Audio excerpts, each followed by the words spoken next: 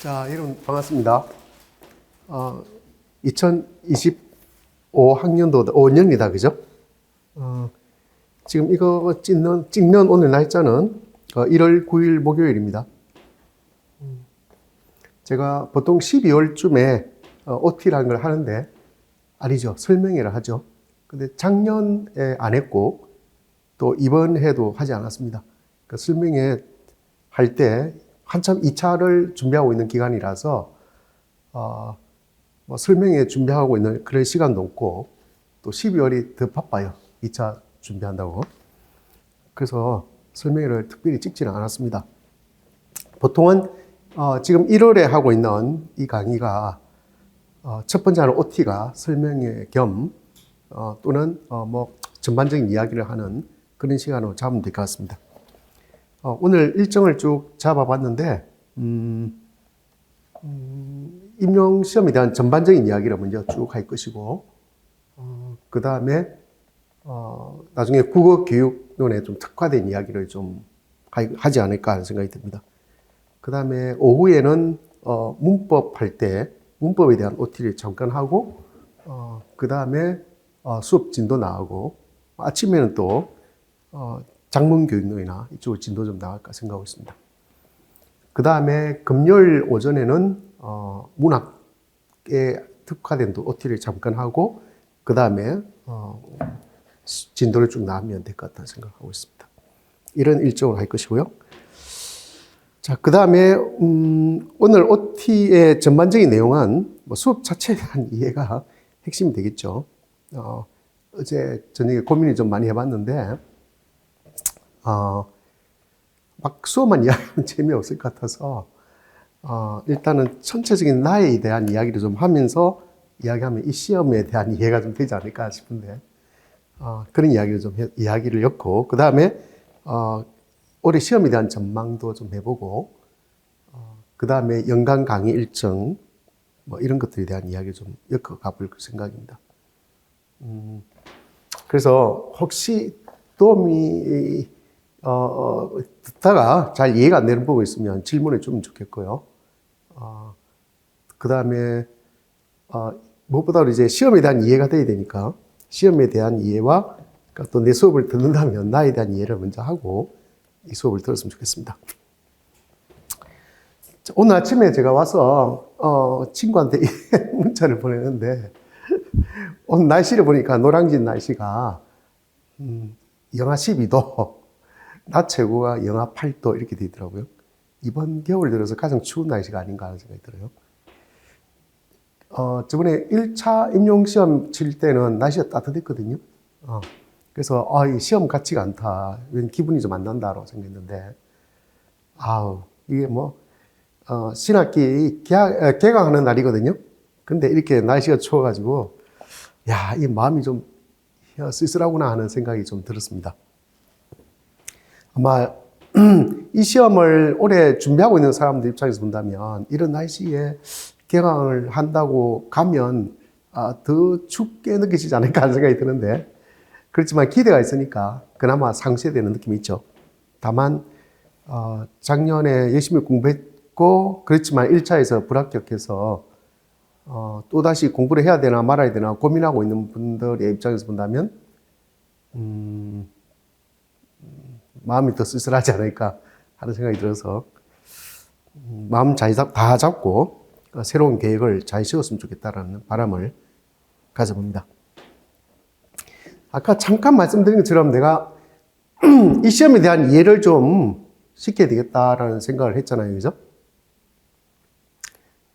예전에 거창하게 막 이렇게 표를 보여주고 했었는데, 그렇게 하니까 좀 와닿지 않는 느낌 들고, 그 다음 매년 제가 직강 온 친구들하고 이야기를 나눠보면, 많은 사람들이 이 시험 자체에 대한 이해를 못하고 있는 듯한 느낌이 들어서, 오늘은, 먼저, 따져보면 저 자신에 대한 이해도 되겠고, 그 다음에 혹시 여러분들이 내 수업을 따라가려고 하는 사람들 입장에서 본다면, 저 사람이 어떤 사람인가에 대한 이해하는 데 충분히 도움이 될 것 같아요. 동시에 이 시험 자체에 대한 이해도 될 것 같고, 그 다음에 약간은 뭐, 저에 대한 어필도 될 수 있을 것 같기도 하고, 하여튼 이런저런 생각을 묶어서 짤막하게 한 설명해 보도록 하겠습니다. 그림을 한번 그려볼게요.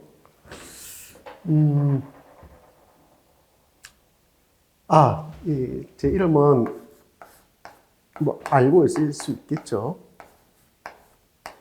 자, 이런 사람입니다. 약간 인생 곡선이란 걸 한 그려볼까 생각하고 있습니다. 보세요. 제 자잘한 건 생략하도록 하겠습니다. 제가 예를 들어서 제가 뭐 어디에서 나서 어떻게 자라고 이런 것도 생략하도록 하고, 이제 여러분하고 약간 공감할 수 있는 부분이, 나도 똑같이 4대 졸업했고, 국어과 졸업했고, 똑같이 임용시험을 쳤었고, 떨어진 경험도 있습니다. 또 현직에서는 중학교 1학년부터 고등학교까지 꾸준히 이렇게 가르쳐 본 경험이 있고, 그다음에 나와서는 대입재수 학원에 1년 딱 있습니다. 1년 있어봤고, 그 다음에 이 임용시험으로 바꿨죠. 자, 지금은 이제 그때부터 이야기입니다.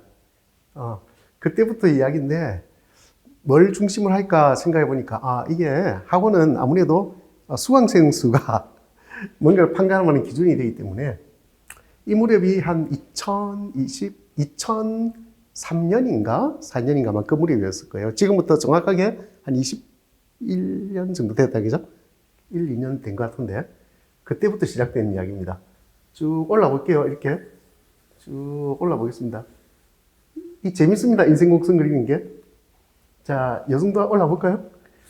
이게 여기서 여기까지 간 시간이 한 7년 걸렸습니다.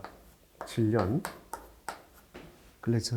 그러니까 임용 처음 시작하면서부터 여기까지 딱 7년 걸렸습니다. 아마 그때가 그 당시 서술형의 마지막 시즌이었고요. 그 다음에 갑자기 시험 제도가 바뀌어서 이제 1, 2, 3차로 가는 그런 시즌이었죠. 그 무렵까지입니다. 2008년, 9년, 2007년, 8년, 9년 그 무렵이죠. 그때까지 한 7년 정도 걸렸습니다. 이때 지금 강의하고 있는 제 이 윌비스 건물이 저하고 굉장히 의미가 있는 건물인데, 이 건물에서 처음 시작했습니다. 처음 시작했다가 요 희소에도 갔었고, 또 윌비스 다른 학원에도 갔었고, 뭐 이렇게 몇 군데 돌고, 그 이름이 그대로 다시 이대로 왔죠. 이 건물이 이제 그 당시 7층, 8층이 강의실이었는데, 이때 7년 되는 이때에 정확하게 이제 1000명을 직강 수강생이 1000명이었습니다. 가득 찼죠. 지계층에 가득 차고 그런 시즌, 좋은 시즌이 있었습니다. 이 처음 시작할 때부터 한 번도 그 전에 인원부터 줄어든 적이 없었고, 한 번도 그 전 달부터 줄어든 인원이 없었어요.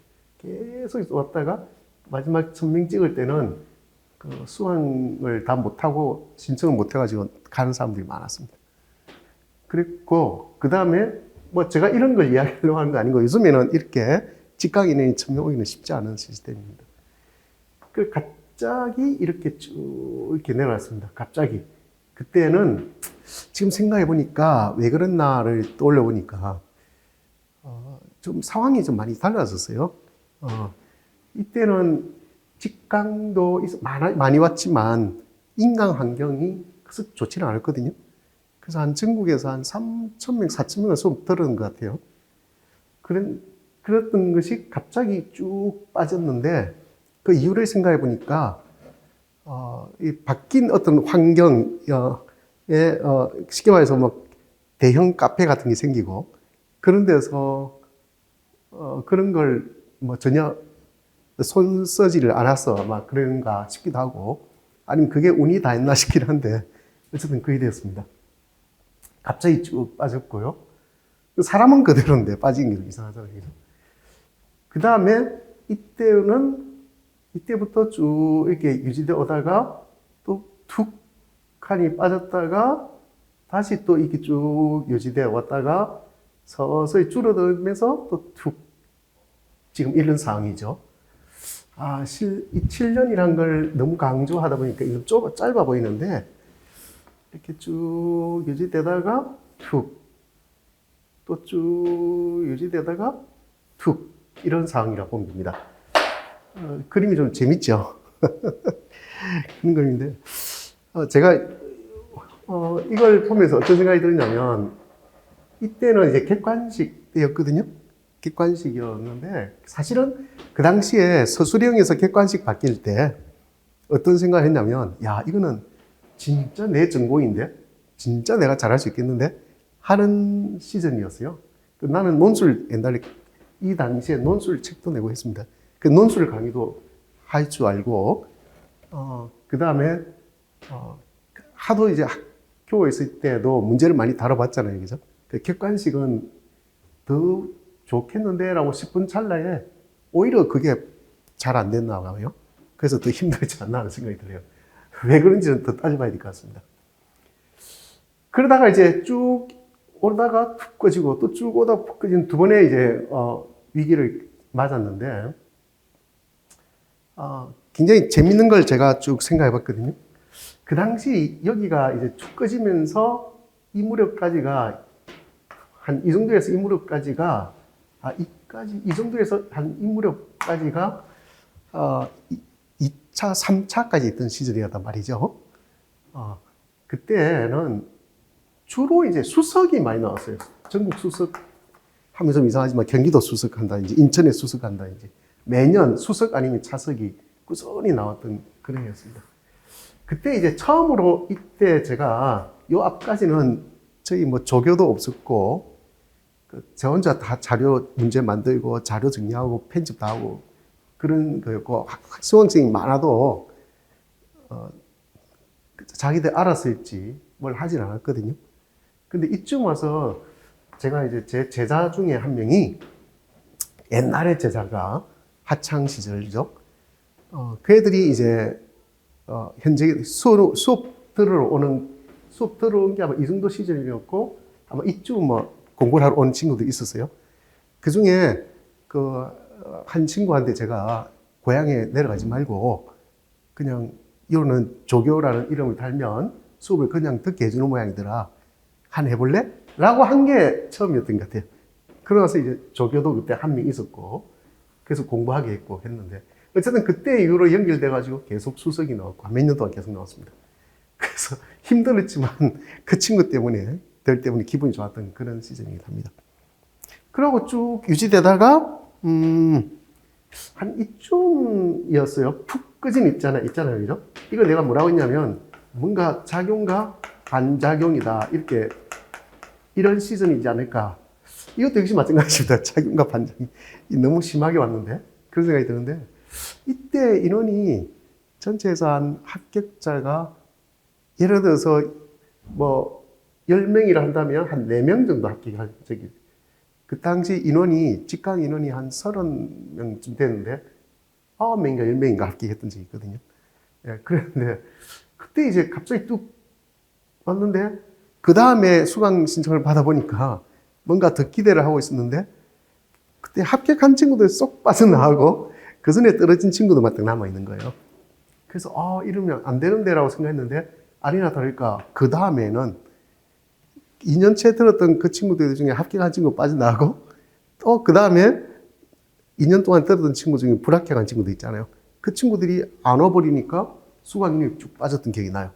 그때 이제 큰 위기를 안 맞았었는데 또 이제 꾸준히 합격자 넣으면서 꾸준히 또 잘 유지가 되었어요. 그 다음에 올해 같은 여기가 올해인데 올해도 막 이때 비슷한 상황이 벌어질 것 같아요. 올해는 10명 중에 7명 꼴 합격했단 말이죠. 1차에서.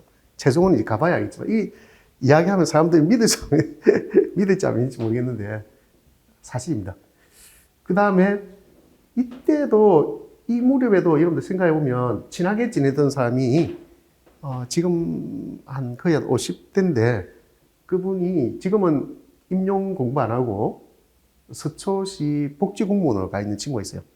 그 친구하고 가끔 그 당시에 만나서 이야기해 본 적이 있는데 제가 물어봤어요.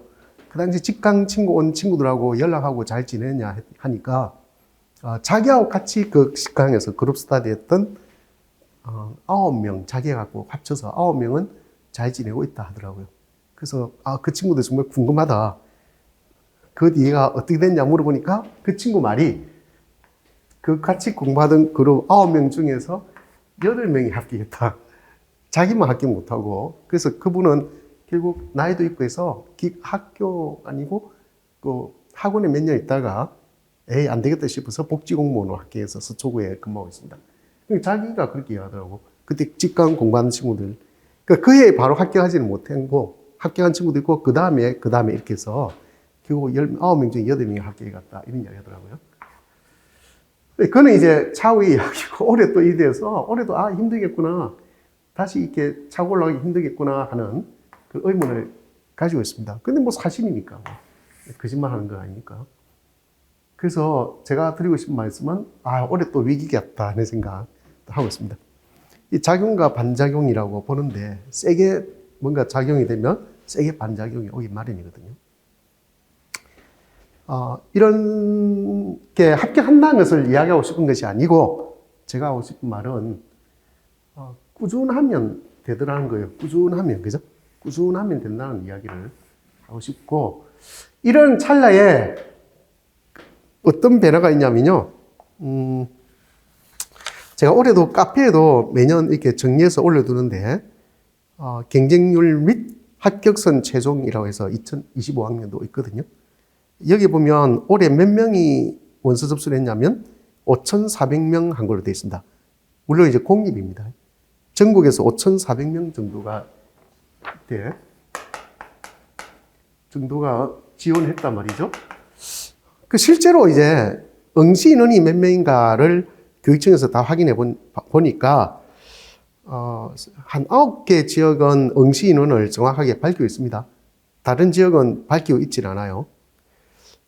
5,034명. 그러니까 응시 인원을 밝히지 않은 지역은 그냥 원서 접수 인원에 다 포함시켜서 해보면 5,034명이 되는데 아마 응시 인원을 밝히지 않은 지역이 실제로 밝히면 5,000명이 안 된다는 말이 되거든요.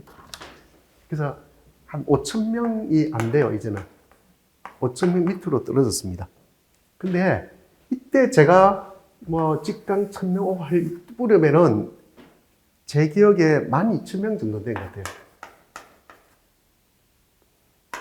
12,000명 정도 된 것 같다. 그런 기억이 있습니다.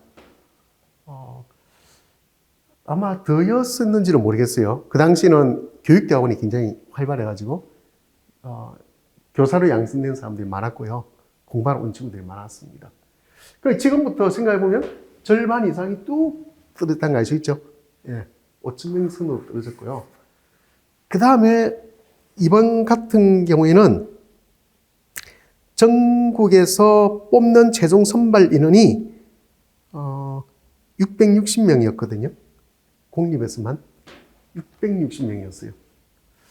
그러면 누가 보더라도 660명에 5,000명 이렇게 하면 얘기잖아요. 그죠? 10대 1이 안 된다는 거 알 수 있죠? 예, 작년도 약간 지금보다 더 높았는데 올해가 경쟁률이 가장 낮았습니다.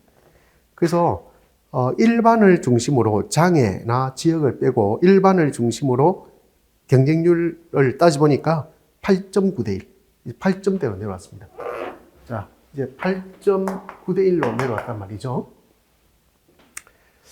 그러면 보세요. 뽑는 인원이 전체가 660명이라면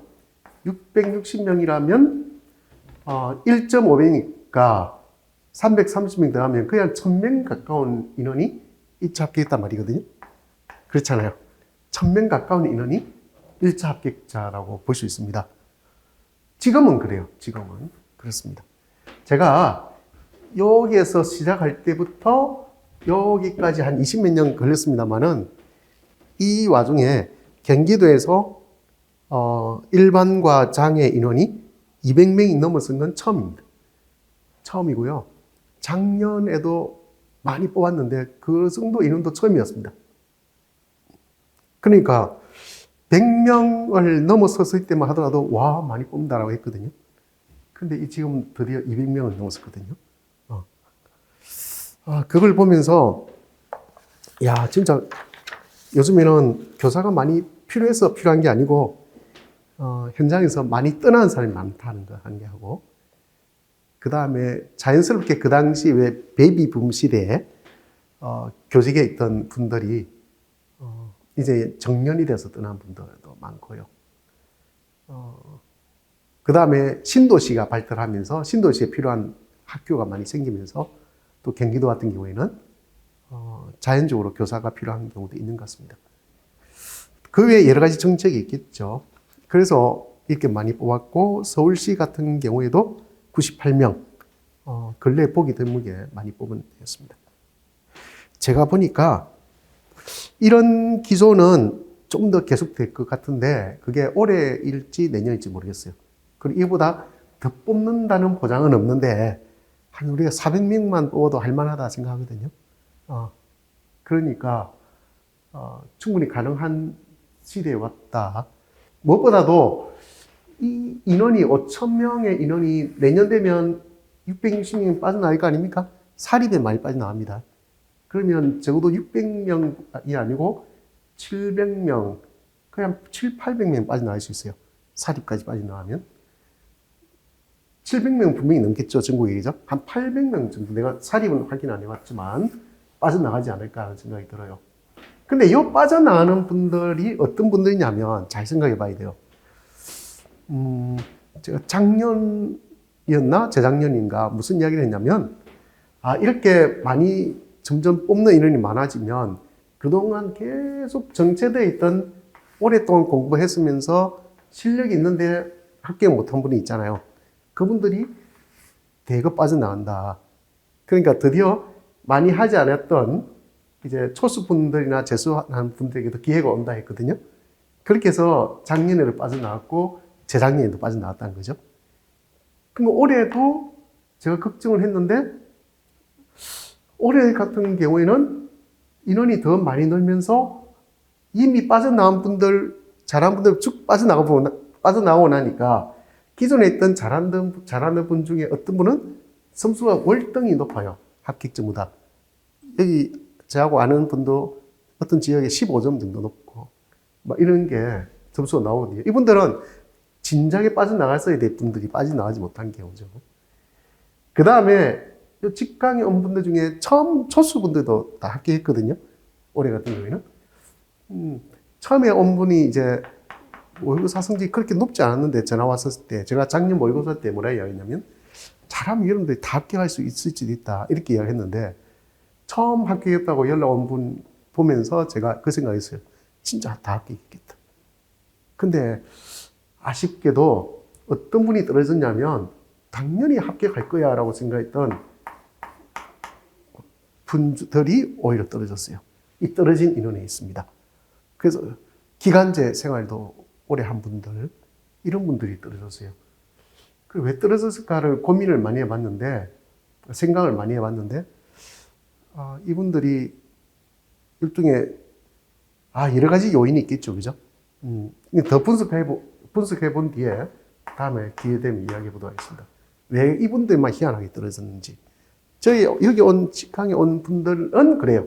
희한하게 반드시 합격하지 않을까? 라고 생각한 분, 의심하지 않았던 분들이 이상하게 떨어지고, 오히려 모의고사 성적이 그보다 못한 분들은 오히려 다 합격했어요. 그런 일이 있습니다. 쉽게 말하기는 어렵지 않을까 하는 생각이 듭니다. 다들 마음이 아프고 가슴 아픈 일인데, 막 제가 떠드는 것도 옳지 않다라는 생각이 듭니다. 그 다음에 또 재밌는 거는, 이번은 점수가 컷이 경기도 같은 경우에는 1차 합격선이 60.33이란 말이죠. 60점, 경기도가 60.33이에요. 컷이. 보통 컷에 걸렸으면 60.33이면 그 바로 밑에 점수가 몇 점인지 아세요? 60.00입니다. 한 0.33 정도 차이 납니다. 그렇게 되거든요. 왜 아냐면, 작년에, 이번 시험 말고요. 작년에 여기서, 거의 초수로 하던 두 분이, 맞나? 똑같은 성적이었는지 모르겠지만, 그분들이 컷에서 0.33으로 떨어진 분들이 몇 분 있었어요. 그분들은 이번에는 다 합격했지만. 그리고, 거기다가, 그러니까, 그 바로 밑에 등수가 0.33이란 말이 되거든요. 예. 그렇게 되는데, 그러면 예를 들어서, 경기도 같은 경우에, 전체 211명이니까 1.5배, 그 한 300명 정도가 1차 합격자란 말이죠. 그죠? 근데 이번에 통점자가 없어요. 컷에 통점자가 없단 말이죠. 310명이니까 통점자가 있었겠다, 그죠? 몇 명 있다고 볼 수 있겠네. 그게 되는데, 어떤 지역을 보면 바로 아래 점수를 밝혀주는 데도 있어요. 바로 아래 점수가 0.33이더라고. 근데 동점자를 밝힌 데도 있어요. 동점자, 컷 동점자 2명 이렇게 밝힌 지역이 있습니다. 그런 걸 감안하고 1차 컷이 60.33인데 교육하기 어렵다 하지만 점수는 무지 잘 줬거든요. 그래서 합격자들의 교육학 점수 떨어진 사람도 뭐 20점 받았다는 사람도 있고 19점 받았다는 사람도 있더라고요. 그러면 한 19점, 18점 정도 된다 볼 수 있거든요. 한 18점이라고 좀 낮게 잡아보겠습니다. 그럼 몇 점 넣느냐면 전공이 한 42점 정도 넣을 수 있어요. 전공이. 이렇게 넣는단 말이 되거든요. 전공이. 이보다 더 낮게 합격한 분들도 있습니다. 그러니까 보통 보면 이렇게 어떤 지역은 30점대 중후반에서 합격한 분들도 있어요. 어떤 지역은.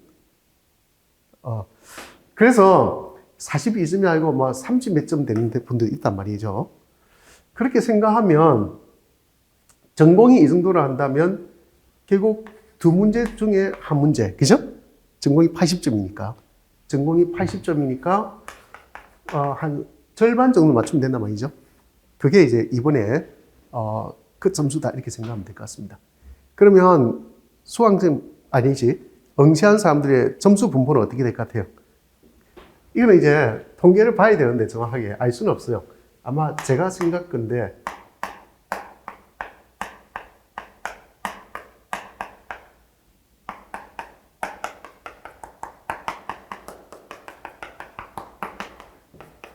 이럴 가능성이 높습니다. 그죠? 이럴 가능성이 높은데 그러면 예를 들어서 지역이 만약에 세종이라 합시다. 2명 모집했거든요. 그러면 이분들 중에 1차는 여기까지 3명이에요. 이럴 수 있습니다. 그렇게 내려오면 제가 점으로 찍었지만 숫자가 굉장히 많습니다. 생각보다. 그러면 만약에 어떤 지역은 이 정도 걸렸을 수 있고 어떤 데는 이 정도에서 컷이 걸렸을 수 있습니다. 그죠? 우리가 40점 정도를 우리가 이 정도 잡아보겠습니다. 잡으면 실제로 요 정도도 아니 넣을 수 있어요. 왜? 동점자가 컷 동점자 2명 또 컷 동점자가 1명인 경우도 있으니까 이렇게 더 촘촘하지 않을 수가 있어요. 이 쭉 쳐져 있을 수 있습니다. 그러면 과락이 어느 정도냐면 이 정도가 과락입니다. 그럼 과락이 몇 점이냐면 40%란 말이죠. 그죠? 그러면 우리가 40점이란 말이 되고요. 전공을 치면 80점이니까 48, 32, 그죠? 정도가 된다고 생각할 수 있죠. 제 판단 건데 평소에 제가 어떤 이야기를 하냐면 이번 같은 시험이 아니고 작년 같은 시험이라 하더라도 모르긴 해도 전공국어 다른 거 하면 모르겠습니다. 전공국어 공부하는 분들 중에 이 과락 이르는 50%는 넘을 거다. 50% 이상은 될 거다라고 늘 주장합니다. 예전에 제가 어떤 봤던 통계가 있어요. 그 정도 될 거다 생각하고 있고요. 이번 같은 경우에는 아무리나 못해도 60% 이상은 될 거다. 이런 생각 하거든요. 계산해보면 그렇게 돼야 이 점수가 나와요. 이 점수대가 나오거든요. 한 그 정도는 될 것 같아요. 여러분들이 생각할 때 저는 그렇게 이야기하지만 아니 왜 이렇게 과락이 많이 나온다고 이야기하세요? 라고 이야기하는데요. 당연하죠. 그게 시험이 원래 어려운 시험이에요. 어려운 시험인데다가 공부를 제대로 하는 사람이 많지 않다는 거죠. 그래서 어렵습니다. 그냥 얼렁뚱땅 공부하고 자기가 공부가 됐다라고 생각하는 사람이 많기 때문에 실제 자기가 점수는 알잖아요. 자기 점수는, 그죠? 알고 있지만 어디 가서 공개를 못하는 거죠. 그리고 주로 이제 어떤 분들이 뭐 대형 카페는 인데 시끄러운 분들이냐면 아까 이 과락했고 컷을 했잖아요. 왜, 그죠? 이 언저리에 걸려있는 분들이 시끄러운 분들이죠. 보통 저는 이제 어깨선이라 하거든요. 그 정도 선에 있는 사람들이 좀 시끄럽지, 아예 성적이 이렇게 노는 위에 있는 사람들은 그런 카페에서 놀지도 않습니다. 그리고 자기가 과락 점수에 해당되는 분들은 아예 조용하지. 근데 드나들 리가 없죠. 드나들어서 떠들고 있을 리가 없습니다. 그렇게 생각해 보면 주로 이제 이 정도 선에 있는 사람들이 여론 형성증이라고 볼 수 있거든요. 그럴 수 있어요. 갑자기 제가 이 이야기를 왜 하느냐면, 이 시험이 어려워진 것은 사실인 것 같다. 그죠? 그리고 공부를 좀 제대로 하면 좋을 것 같은데, 공부를 하지 않으면 힘든 시험일 수 있다. 그리고 아무나 과락을 넘길 수 있는 시험도 아니다 하는 이야기를 해주고 싶어서 이야기합니다. 자, 일단 정리를 다시 여기까지 해보면요.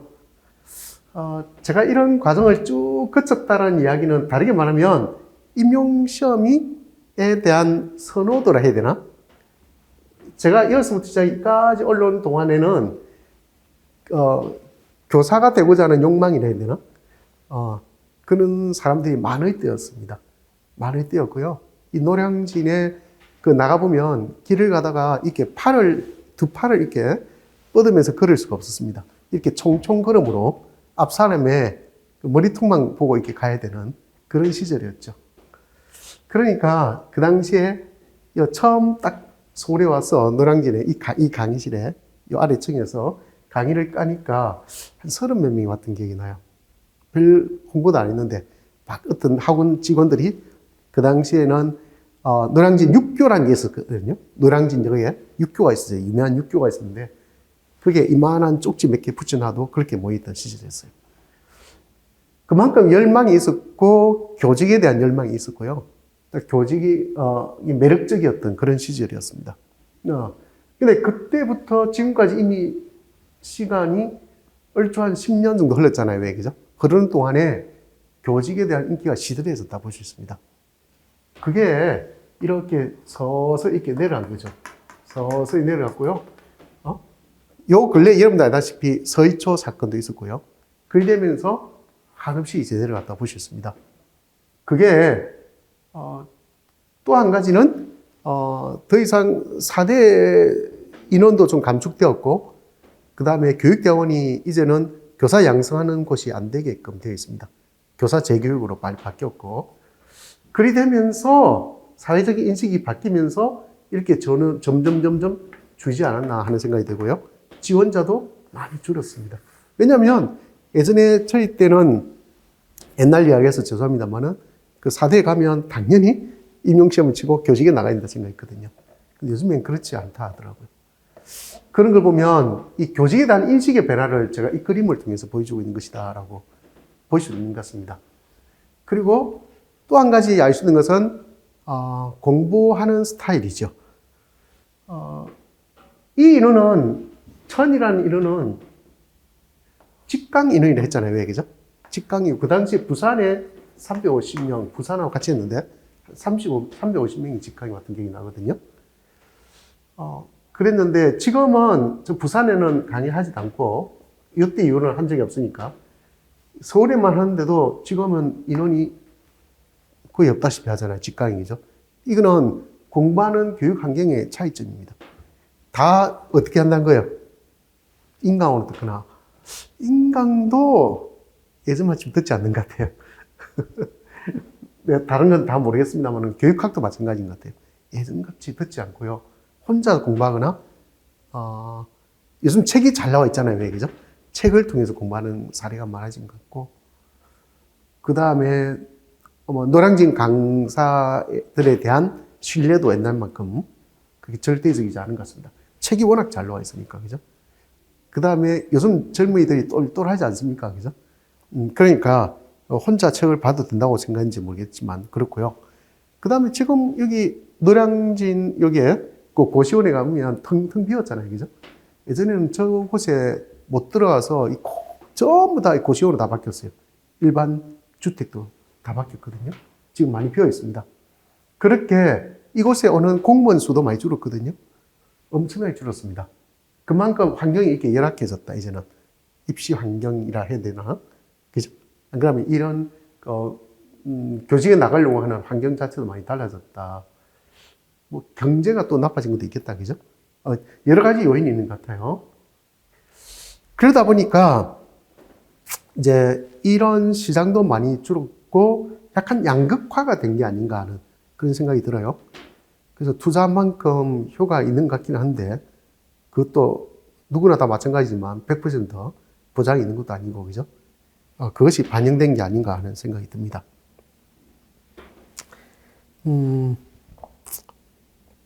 아까 제가 말씀드린 것처럼, 올해도 여전히 좀 뽑을 것이지만 장담 못하고, 제가 요 근래 작년에도 거의 말씀드렸습니다만은, 내년에도 많이 뽑을 것이지만 언제 끝날지 모른다, 이런 이야기 했어요.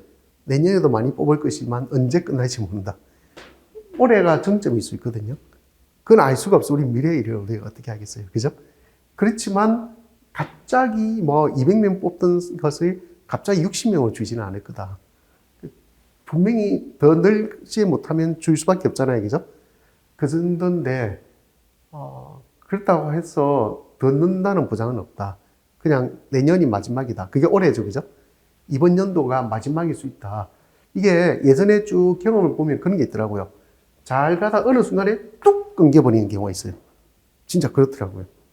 아무도 알 수가 없습니다.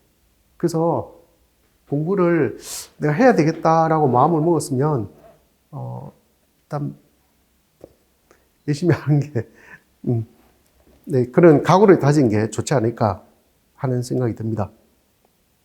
그러면서, 뭐랄까요. 왜, 우리 그런 게 있잖아요. 왜. 내 손에 뭔가를 쥐고 다른 걸 쥘 수는 없다. 그죠? 그래서 많은 사람들이 기간제를 하거나 학원 강사를 하면서 이 공부를 하겠다라고 생각할지 모르겠지만, 기간제를 하면서 하는 것은 갈수록 더 힘들어집니다. 내년에는 고교 학점제 들어오면서 굉장히 힘들어져요. 학교 생활 자체가. 더 힘든 데다가, 지금도 힘든데 더 힘들어지기 때문에 공부를 병행할 수가 없습니다. 뭐 강사하면서는 또 잘 모르겠습니다. 그래요. 이 열악한 환경이에요. 뭘 하면서 하기 힘들어요. 어쩌면 지금은 제가 보기에는 결단을 내려야 될 시기입니다. 올해나 내년까지. 올해나 내년까지는 뽑을 거야. 라는 생각으로 있잖아요. 그죠? 내가 실력을 갖춰서 딱 2년 잡고 죽 찾아 달려봐야지. 그리고 꼭 되고 말 거다. 그게 지금은 필요한 시기. 제가 작년까지는 이런 이야기는 안 했거든요. 좀 했으면 좋겠다. 언제 끝날지 모르니까 내년에도 뽑겠지만 언제 뚝 끊길지 모르니까 이런 이야기를 했지만, 이게 원래 장기간의 교사 수급 계획에 의한다면 쭉 조금씩 줄고 있는 상황이 돼야 되거든요. 근데 거꾸로 이렇게 많이 늘어난 상황이 됐단 말이죠. 근데 그게 계속 될 리는 없다. 그렇다 해서 교직에 대한 열망이 예전에 제가 이 수강생 늘듯이 이렇게 꾸준히 늘리는 이제 없습니다. 오히려 줄었으면 줄었지. 계속 줄 수밖에 없습니다. 그런 걸 감안한다면 역행해서 내 스스로가, 본인 스스로가 나는 교직에 오히려 나아야 되겠어 라는 생각하는 사람이 있으면 오히려 과감하게 결단을 내려야 되는 시기가 되지 않았을까 하는 생각이 듭니다. 용기라고 하는 것은, 또는 선택의 문제는 뭐가 똑같냐면, 예전에 그런 거 있잖아요. 왜? 내가 손을 열심히 뻗는데 어쩌면 가려져 있는 내 손 너머에 뭐가 있는지 모르잖아요. 그죠? 조금만 더 용기 줘서 쑥 힘을 주면 다 할 수도 있을지 몰라요. 그죠? 근데 누군가는 그렇게 뻗었을 때 뭔가 쥐는 사람이 있고, 누군가는 뻗지 않아서 못 쥐는 사람이 있거든요. 뻗어도 못 쥐 수도 있습니다. 그죠? 그건 알 수가 없는데, 그 선택은 본인이 하는 거라고 볼 수 있거든요. 그렇지만 지금은 한 번 정도 선택을 해도 되는 시기가 되었다.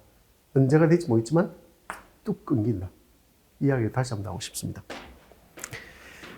자, 이건 살짝 다른 이야기인데 작년에 기출문제를 여러분들 보시면 알겠지만 시험 치고 온 분들의 반응은 대체로 너무 어려웠다 이런 이야기죠. 그죠? 너무 어려웠다고 그래요. 너무 어려웠다. 왜 어려웠을까? 요 근래에 수능을 보면 수능 문제도 여러분들 접하겠지만 수능을 보면 이번 연도 하고 있잖아요. 작년 하고 있잖아요. 작년이 되어버렸다 벌써, 그죠? 맞잖아요. 제가 말한 거는 이번에 시험 친 수능이고 그 이전에 친 것까지 말합니다. 그 이전에 표점이 150점으로 되어 있거든요. 표준 점수가. 역사상 가장 어려운 시험 중에 하나였죠. 그 다음에 이번이 139인가? 이렇게 표점이 나온 걸로 되어 있어요. 물수능이라 하더만요. 이 무지 어려운 시험이거든요. 근데 시험 친 사람들의 이야기, 제 딸 이야기입니다. 시험 친 사람들의 이야기, 주변의 이야기 들어보면 시험 무지 어려웠는데 왜 어려웠냐 물어보니까 전체적으로 양은 줄었는데, 그죠? 지문의 양은 줄였는데, 딱 한 가지 이야기 하더군요. 정보량이 너무 많다. 정보량이 너무 많아졌다. 이런 이야기예요. 양은 줄었는데 꼼꼼히 읽어보면 굉장히 똑같은 시간에 내가 받아들여야 돼 있잖아요. 정보량이 너무 많아졌다. 이 정보량을 감당하기가 쉽지 않더라. 이런 이야기를 합니다. 무슨 말인지 정보량이 많아졌다는 게 무슨 말인지 아시겠죠?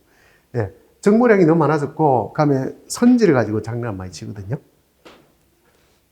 그런 변화를 이끌 수 있는 사람들은 제가 다른 영역까지 다 이야기하기 뭐하고, 일단 국어교육론만 본다 한다면, 젊은 사람들이 출제하러 들어갑니다, 이제는. 젊은이들. 세대 교체가 이루어지죠. 여태까지 출제해왔던 연세 드신 분들 있잖아요. 그분들이 다 빠지고 세대 교체가 이루어집니다.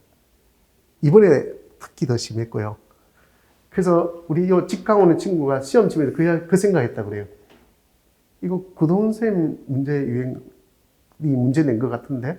그런 분위기인데? 이런 정도 느낄 정도로, 나는 이제 젊은 세대인지 아닌지는 모르겠지만, 그 세대 교체가 이루어졌다. 이거는 제가 확인한 것입니다. 세대 교체가 이루어졌다.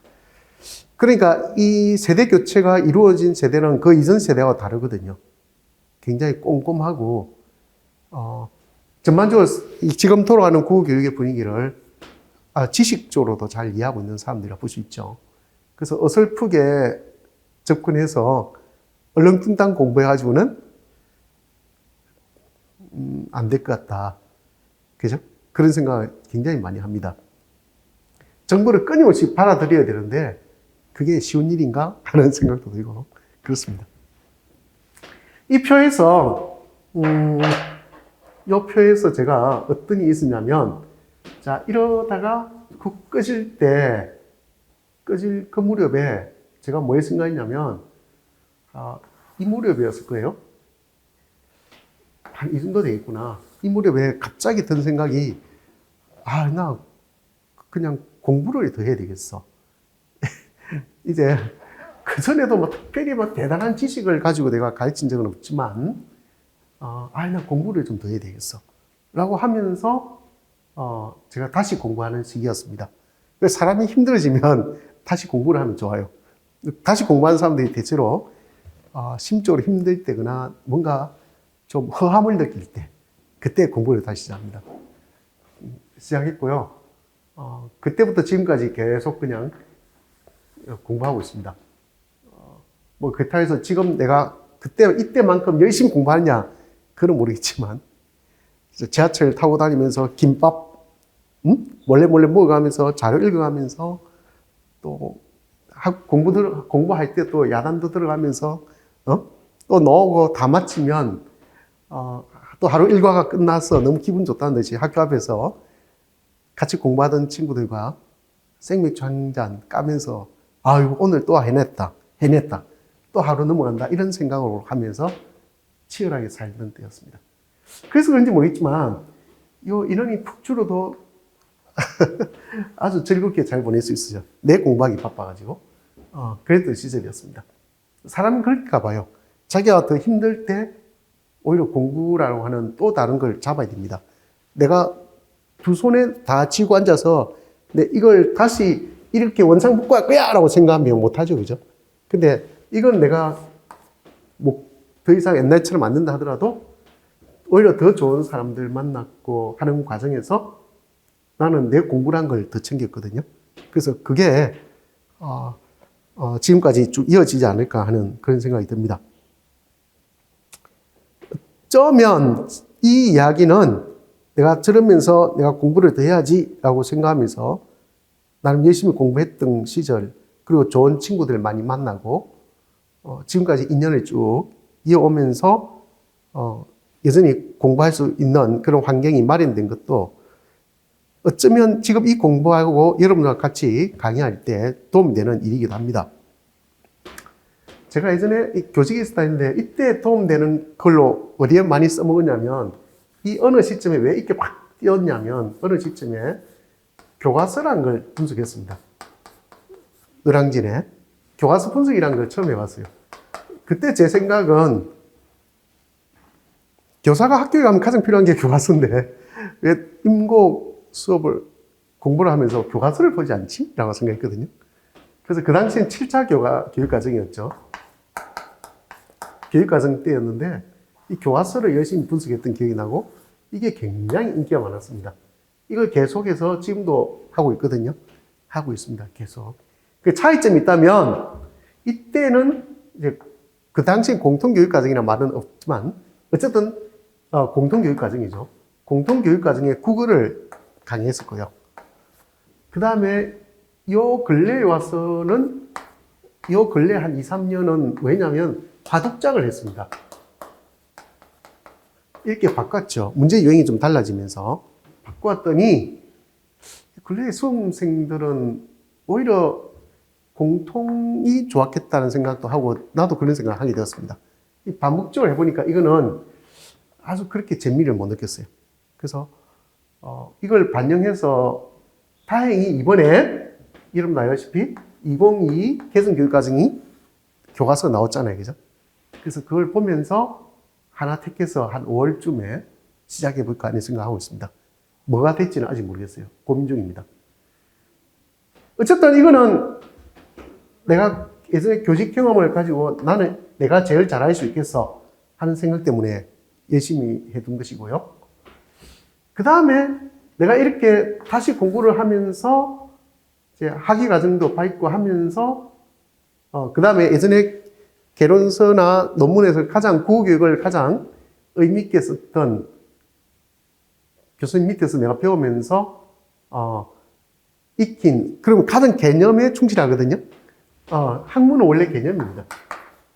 개념은 다른 용어에 대한 이해라 보시면 되거든요. 학문적 용어인데 지금은 쉬워 보이도 쉽게 쓰는 말이지만 원래 출발은 그게 아니었다고요. 굉장히 어렵게 만들어진 말들인데 이것들에 대한 이해를 정확하게 하면서 어느 순간 뭘 생각하게 되었냐면 잘 들어보세요. 어느 순간 뭘 생각하게 되었냐면 이 임용 강의하는 분들이 이런 사람들이 있구나 하는 걸 느끼게 되었어요.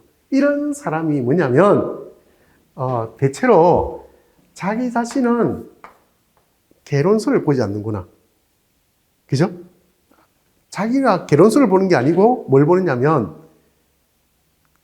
노량진에 나와 있는 임용 강의하는 분들이 써놓은 그죠? 써놓은 그런 책들을 보는구나. 그죠? 그걸 내가 알게 되었어요. 왜 알게 되었냐면 이렇게 와서 이야기를 쭉 해보면 뭔가 개념을 잘못 알고 있는 것 같다 하는 생각을 많이 하게 되었어요. 뭔가 개념을 용어에 대한 이해가 잘못되어 있는 것 같다. 자기들은 많이 알고 있는 것 같은데 제가 볼 때는 출발이 이상한데 하는 생각을 많이 하게 되었어요. 그래서 이제 쭉 파고 들어가 보니 대부분은 자기 자신은 개론서를 하나도 읽지 않고 대부분 다 노량진에서 강사들이 만들어 놓은 책이 있잖아요. 그걸 보고 공부를 했더라고요. 그 굉장히 충격받았습니다. 진짜 굉장히 충격받았거든요. 그래서 제가 어떤 생각이 됐냐면, 야, 이거 큰일인데? 그러면 내 걸 버리고, 내가 직접 그러면 개론서 읽어서야 되겠다.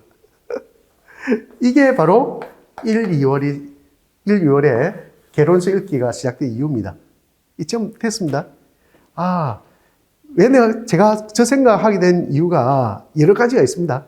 그 전에 어떤 분은 막 논문을 가지고 강의했다는데, 제가 볼 때는 논문을 가지고 강의할 수준이 안 되는 분인데 논문을 가지고 강의한다는 이야기 듣고, 또 논문의 성격은 또 그런 게 아니거든요.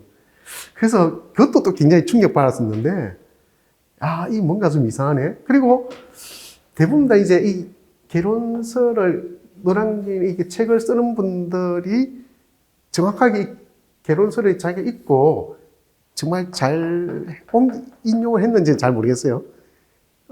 책을 제가 본 적이 없지만. 그래도 이걸 제가 폐마하고자 하는 것이 아니고, 본인은, 공부를 하는 본인은 좀 뭔가 정상적으로 해야 되지 않나. 그래서 기본 베이스는 깔고 가야 되지 않나 하는 생각이 들어서, 그래서 뭐 이런 책을 보더라도 본인이 알고 보는 것과, 그죠? 모르고 보는 것은 차이가 나겠다. 왜 우리 공부할 때 어려운 이유가 뭐냐면, 이것 때문에 어려워요. 행간 읽기가 어려워서 어렵거든요. 행간 읽기가 어려워요. 그러니까 학자들이 이제 글을 쓴다 하더라도, 아주 쉽게 쓴다 하더라도 언어적인 표현은 쉬울지 모르겠지만 그렇다고 해서 용어 자체가 달라지는 건 아니거든요. 그런 것처럼 모든 내용을 풀어서 다 쓸 수 없다는 거예요. 그러면 양이 너무 많아지니까, 그죠?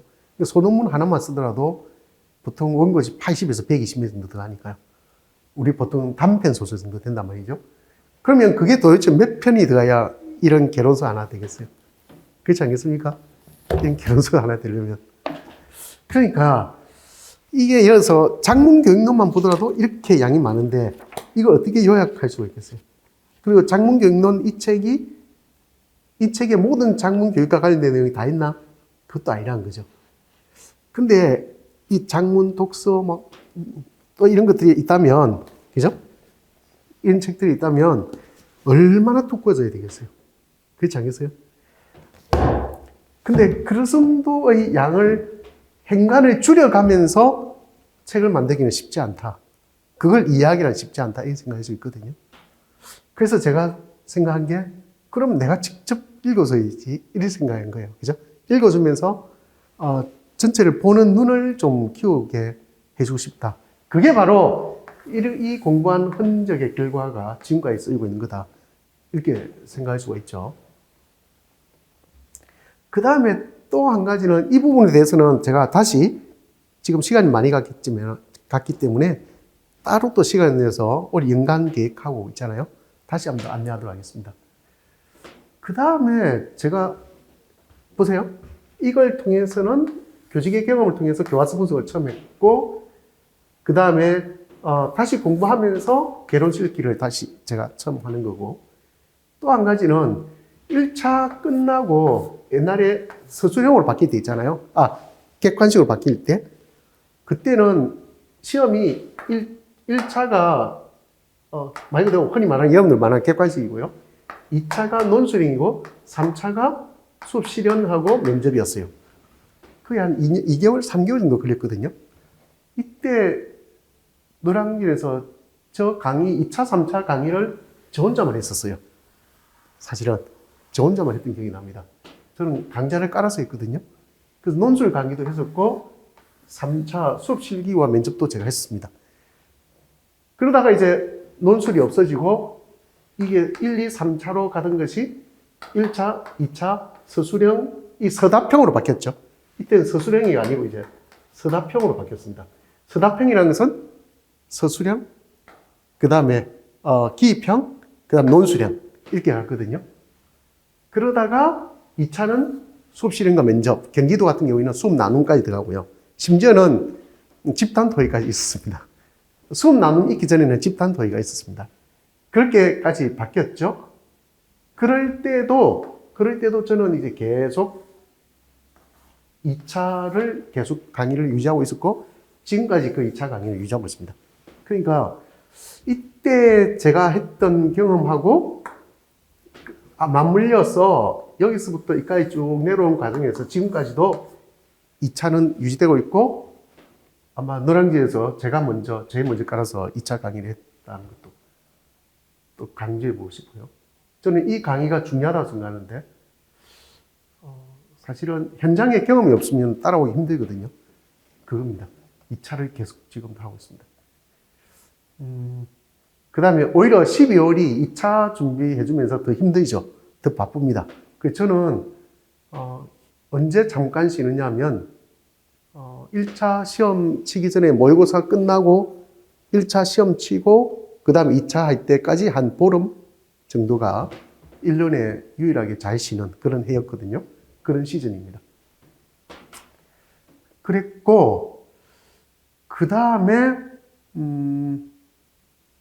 뭐 이렇습니다. 대체로. 약간 중원부원 했는지 모르겠지만,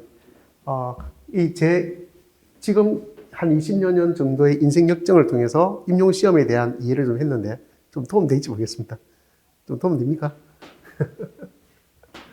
도움 될 거라 생각합니다. 그리고 한 개 더 있네요. 갑자기 막 이것저것 생각나는데, 저는 저 혼자서 국어과의 모든 영역을 다 합니다. 경론, 문법, 문학을 다 하죠.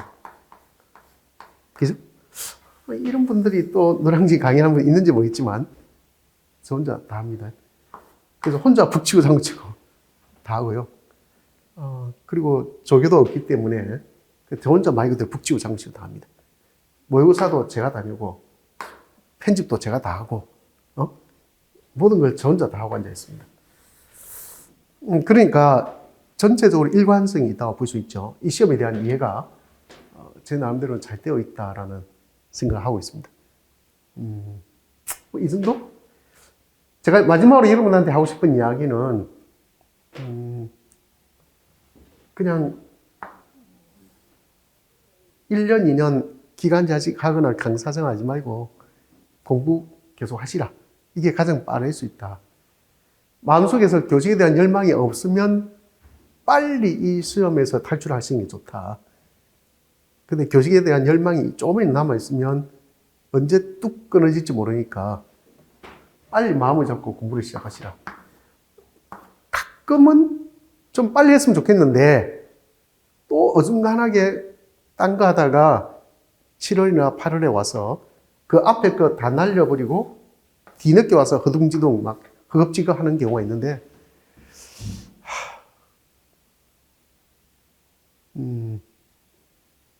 마지막에 가면 누구나 다 자기가 열심히 하는 것처럼 보이지만 꾸준히 쌓여있는 정도의 깊이는 다르다 하는 걸 생각할 수 있습니다.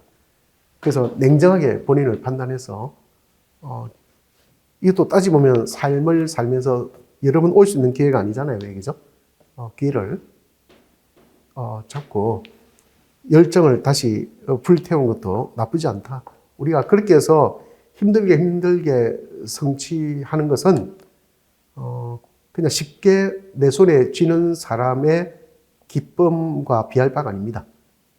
어제 저녁에 이번에 1차 합격한 분하고 통화를 하는데, 그분이 모 지역에서 컷에서 15점 정도 높게 나왔어요. 이미 벌써 합격했어야 되는 분이거든요.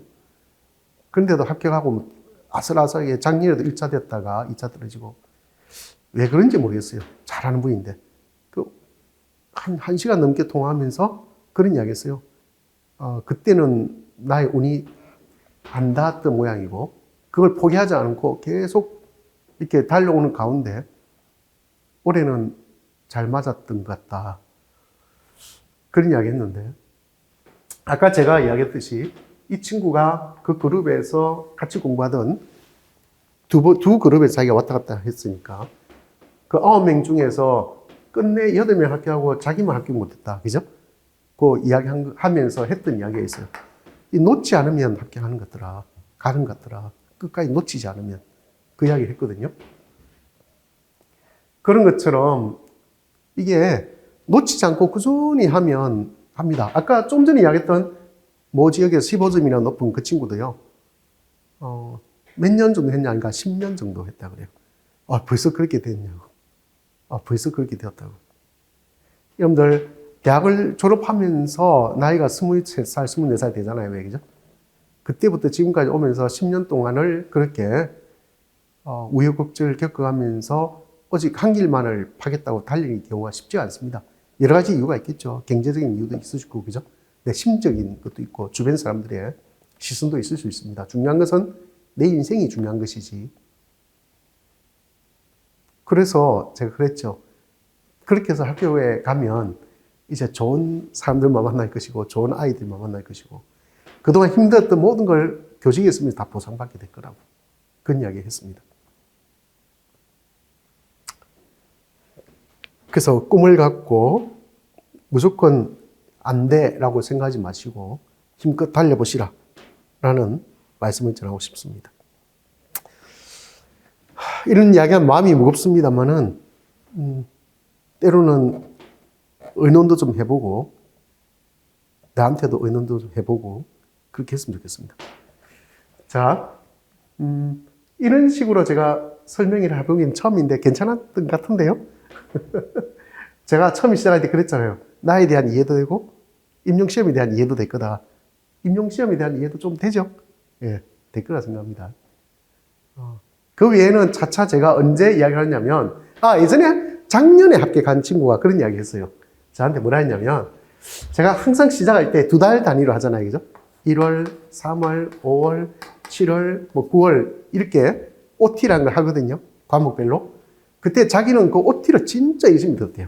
듣고 그대로 따라했다 하더라고요. 그래서 너무 좋았다. 그런 이야기를 하는데 그때마다 제가 쭉 가는 길을 좀 일러줄 수 있거든요. 그냥 그런 한 명을 위해서 제가 하는 것 같아요. 진짜 그런 한 분을 위해서 하는 것 같은데 나는 이런 OT를 하면서 지금까지 뭘 했고 앞으로 뭘 할 거다라고 일러주는 게 굉장히 소중한 시간이라 생각하거든요. 뭔가 안내하는 역할이 된다고 생각하는데 그 친구처럼 그 의도를 잘 받아들여서 저렇게 주기적으로 해주는 OT가 도움이 많이 되었다. 그게 너무 힘이 되었다고 이야기해줘서 감사합니다. 그 친구는 올해 지금 1차 합격한 친구들을 자기 학교에 불러서 2차 지도해주고 그렇게도 하더라고요. 여기는 다 그런 분위기입니다. 예전에 합격한 친구들이 자기가 도움받은 거 그대로를 전혀 낯설고 모르는 분들인데도 불러서 자기 학교에서 지도해주고 그렇게 하죠. 내일도 아마 있어보면 여러 명이 오후에 올 겁니다. 가족 같은 분위기죠. 그래서 작용과 반작용이라서 또 제 개인적으로는 힘들 수 있지만 또 꾸역꾸역 또 가지 않을까 하는 생각을 하고 있습니다. 내년에도 좋은 성과가 있을 거라고 기대하면서 올해는 예전과 달리 조금 중간에 변화가 좀 있습니다. 강의하는 과정이 좀 차이가 있는데 그렇게 안 바뀔 수가 없어요. 바꿀 수밖에 없고 저도 정확하게 결정을 못 내리고 있는 것도 있습니다. 그런 것들은 지금 시간이 너무 많이 가서 잠시 쉬면서 다시 한번 생각해보고 남은 기간 동안에 어떤 과정을 거쳐서 이루어지는지에 대한 이야기는 좀 더 말씀을 드려야 될 것 같다는 생각이 듭니다. 자, 오늘 설명회는 여기까지 하겠습니다. 고맙습니다.